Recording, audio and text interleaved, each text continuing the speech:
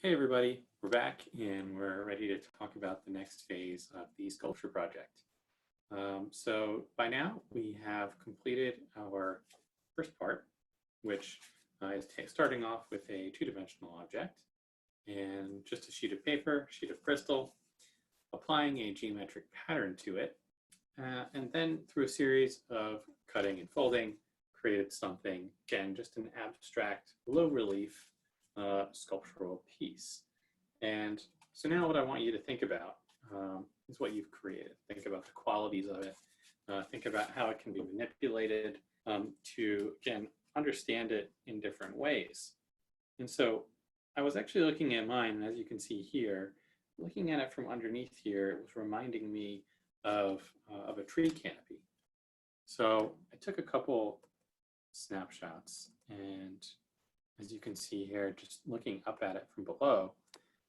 And it was reminding me again of maybe being in the woods in a pre-pandemic day, just taking a nice stroll in nature and looking up and kind of seeing the sun filter through. So, that's kind of what I was starting to see here. Obviously, I might have had my preconceived notions. And everyone, again, you might interpret what you've done in a different way. Again, just starting to look at it and start to see what do you start to see? What does it mean to you? I was already kind of thinking about movement and perforations, layering, right? And so I think it kind of logically started to end up reminding me of a tree canopy. So that's the direction I'm going to take this for the next step of the project, which is maybe taking an idea from this, that's generated from this, and then creating a module, a simple three-dimensional module that can be repeated a number of times. It's going to sound like a lot, but 100 times, in such a way that by that repetitive module, you could then create something greater, right? So sculpture through additive process. And an additive modular process. So I, again, started to think about this, and I'm going to now maybe come up with a couple quick sketches of how this could be a three-dimensional thing. So I will be back, and we can take a look at that. All right, so back, I have a few quick sketches that are the beginnings of a design idea. So I'm going to show you that, and I'm also going to show you some of the things we're going to need for the next portion of this project. All right, so here we are, and we're going to need a lot of the same things as we just had. Maybe a couple rulers, one or two. Again, whatever you have. Your X-Acto knife, cutting device, pencil that you're comfortable with. Have to be anything fancy. Eraser, just for simple cleanup. We might need some tape this time, depending on what you're assembling. Might be, again, could be just something simple, like the clear Scotch tape. It could also be something that is painter's tape, something that you remove later. Definitely gonna need some glue. Old-fashioned Elmer's is completely fine. Or a tacky glue, craft glue is good, something that's quick dry. But I have this lying around the house, and it works just as good. And we're gonna need our Bristol again. So we're gonna use Bristol entirely for this next portion of the project. And I had a couple scraps lying around from the first portion of the project. And so I just had to cut them up.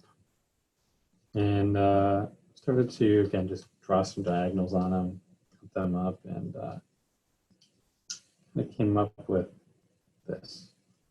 It was, again, just some leftover paper. I was working with these diagonals and the triangles already, and I created kind of a simple pyramidal form. And I think I'm going to try to see what I can do with this.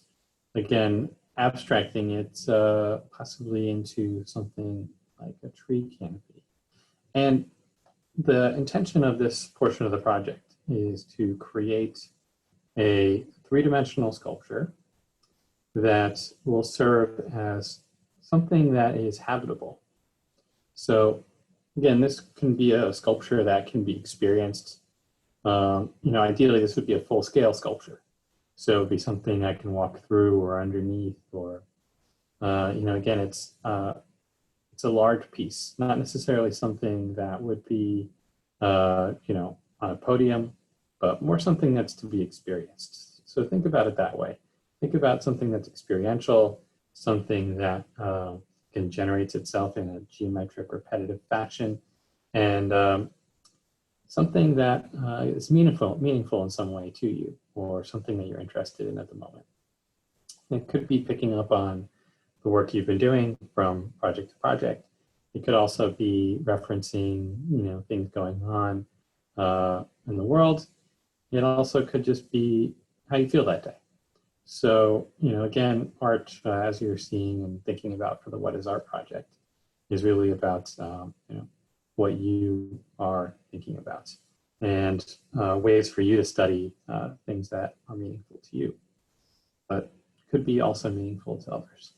So let's think about what we can do with this. So I just took out my sketchbook and started to think about really rough sketches, but again, just an idea that, maybe through a series of these forms, these triangles, I could potentially build them up and then create a tree trunk, and then maybe over the top a canopy through a series of openings that kind of refer back to this. Just kind of thinking about that. Maybe that being the top piece that we're seeing up above conceptually, and maybe the trunk of the trees start off separately, something that you can walk through, walk under, and then maybe somehow assembling these so that we again meet in the middle, meet at the top. And again, this is just an example of how I'm interpreting this. So for you, you should again start with this idea, see how you can turn it into something real, and then we'll go from there. So what I'm going to do next is I'm going to start to do some more mass cutting of these pieces. So if I'm going to decide this is my module, I am going to recommend you use 100 of them. So however, it sounds like a lot, again, but this is an idea of repetition. It's an idea of using a module repetitively. And it's a way, again, of taking something that looks like a simple pyramidal shape and then turning it into something completely different through addition and through geometry. So we'll start on that. So I'll be back, and I'm going to start creating my production line. Okay, we're back, and I've gridded out this 9 by 12 sheet of Bristol into first 1 by 1 squares, and then diagonally to create these modules. So I already just discovered through experimenting, cutting out just random different sizes, like I said, that piece, that scale, I think was something that I wanted to work with. I'm going to recommend that you don't, that you keep it relatively manageable, just to conserve paper, but also so it's not a giant sculpture. But I probably recommend staying within about 1.5 inches to maybe 2 inches max for the size of your modules. And that'll keep everything kind of a manageable size. However, if you have a greater vision, I'm always open to breaking the rules. It'll really just be a recommendation that you stay at that size. Because again, this this is about it's made up of these inch pieces, but when you see it overall, it ends up being about 1.25 inches. You measure it out. Okay, so I have gridded this thing out. The next step would be to start cutting it up. And I already started to figure out a small assembly line feature, a small efficiency as I was starting to create these in order to reduce some of my pieces that I'm gluing, in order to reduce some of my cuts.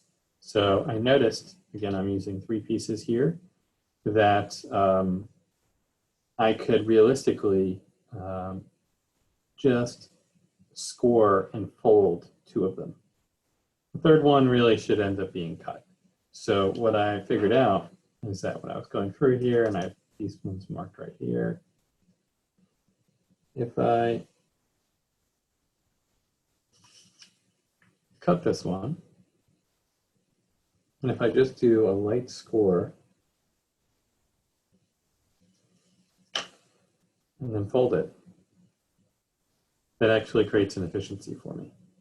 So I can then I would just need the third piece, cut from here, to glue it on.